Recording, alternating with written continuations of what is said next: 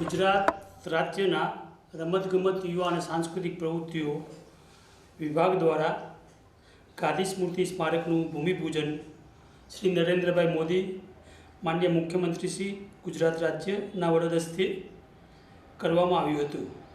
આ પ્રસંગે શ્રીમતી આનંદીબેન પટેલ માનનીય મંત્રીશ્રી શિક્ષણ મહિલા અને બાળ કલ્યાણ વિભાગ તથા રમતગમત યુવા અને સાંસ્કૃતિક પ્રવૃત્તિઓ વિભાગ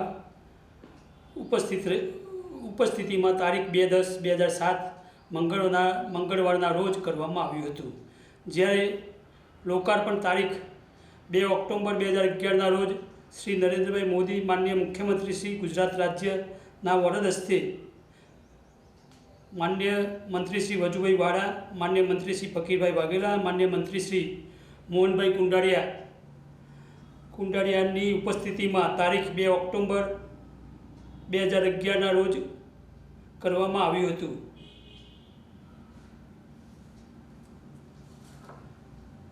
જેમાં મહાત્મા ગાંધીના જીવન આધારિત લેસર શો અંદાજિત 1 કલાકના એવા 2 શો કરવામાં આવતા હતા।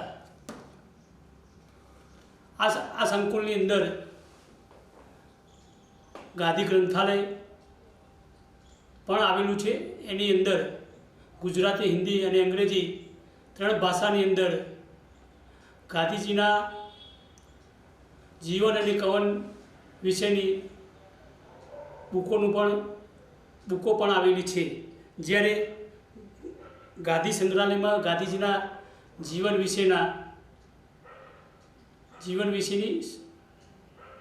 વિશેના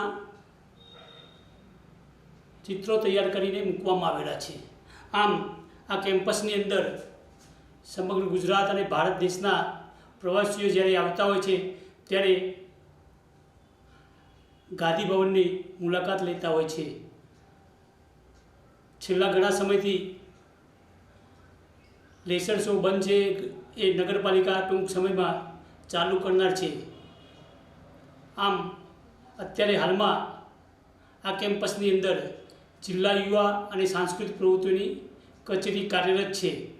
આ કચેરી દ્વારા સાંસ્કૃતિક પ્રવૃત્તિઓ, યુથ પ્રવૃત્તિઓ અને સાહસિક શિબિરોનું આયોજન અને સંચાલન કરવામાં આવતું હોય છે, જેમાં પોરબંદર જિલ્લાના યુવકો અને યુવતીઓ બહોળી સંખ્યામાં ભાગ લેતા હોય છે।